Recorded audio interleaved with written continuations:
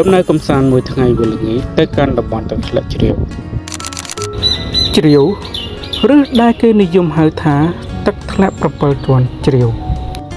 វាគឺជាគោលដៅទេសចរណ៍ធម្មជាតិមួយដ៏ទាក់ទាញស្ថិតនៅក្នុងខេត្តកំពង់ស្ពឺ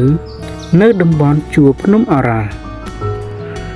វាគឺជាកន្លែងដ៏ស័ក្តិសមសម្រាប់អ្នកដែលចូលចិត្តដើរកម្សាន្តបែបផ្សងព្រេង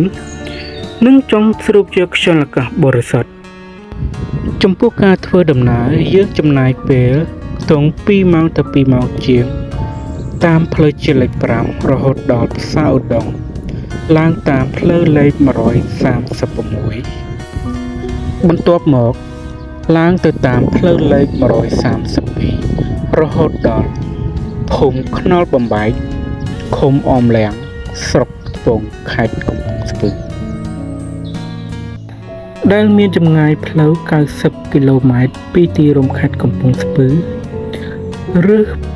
120គីឡូម៉ែត្រពីរាជធានីភ្នំពេញអាស្រ័យលើផ្លូវដែលអ្នកជ្រើសរើសពេលបានមកដល់ផ្លូវបំបែកពួកយើងក៏បានឈប់ទិញបាយម្ហូបនិងភេសជ្ជៈមួយចំនួន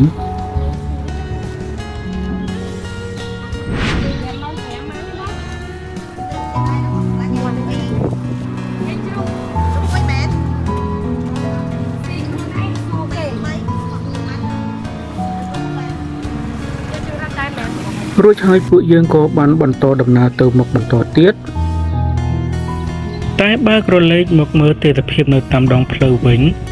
នៅក្នុងខេត្តនេះគឺទិដ្ឋភាពស្រស់បំព្រងអមទៅដោយវាលស្មៅដ៏ខៀវខ្ចីនិងទិដ្ឋភាពព្រៃភ្នំបើអ្នកទាំងអស់គ្នាបានទៅកុំភ្លេចចុះថតរូបនៅម្ដុំនេះផងហើយមួយវិញទៀតគឺតម្រូវឲ្យអ្នកទាំងអស់គ្នាទិញសំបុត្រនិងធ្វើការផ្ញើម៉ូតូដើម្បីឡើងទៅកាន់ទឹកធ្លាក់បន្ទាប់ពីពួកយើងបានដានឡើងមួយសន្ទុះមកក៏មានឮសូរសំឡេងទឹកធ្លាក់ជាន់ទី1ក៏ចូលថតបន្តិចទៅហើយយើងឡើងឆ្ពោះទៅខាងលើបន្តទៀតមិត្តភ័ក្តិរបស់ខ្ញុំឈ្មោះមីគីតូផង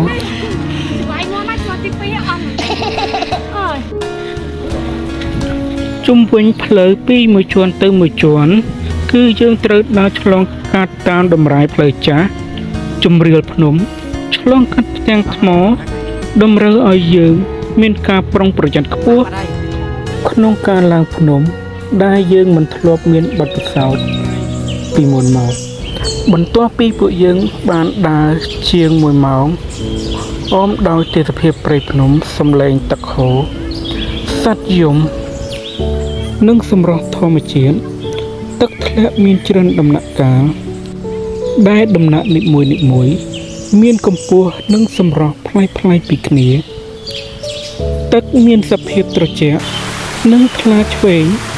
ហូរធ្លាក់ពីលើកំពូលភ្នំធ្វើឲ្យយើងចង់ងូតលេងហែលេងតែកុំភ្លេចត្រៀមខោអាវសម្រាប់លេងទឹកប៊ីគីនីនិងលីអូផងបន្ទាប់មកពួកយើងក៏បន្តដំណើរដើរតាមផ្ទាំងថ្មដើម្បីទៅដល់ជាន់ខាងលើយើងត្រូវដើរដោយប្រុងប្រយ័ត្នដោយសារកន្លែងខ្លះមានស្លែរអិល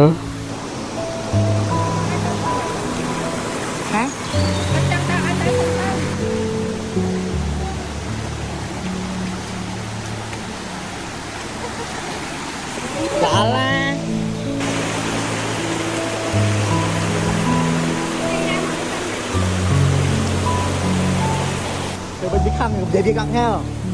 đi chạy đi làm tay quên bách bác á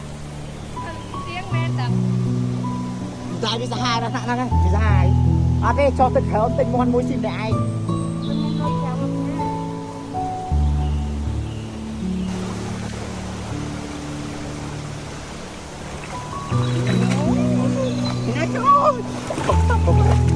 Tao có bài trai nhưng mà nè đất lẹ chiều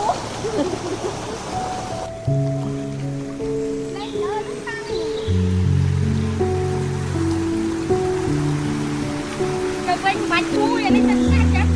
ចឹងហើយវាហូបលើមក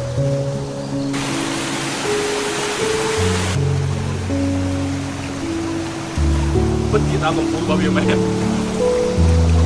ừ mà tao cầm cúi mình xong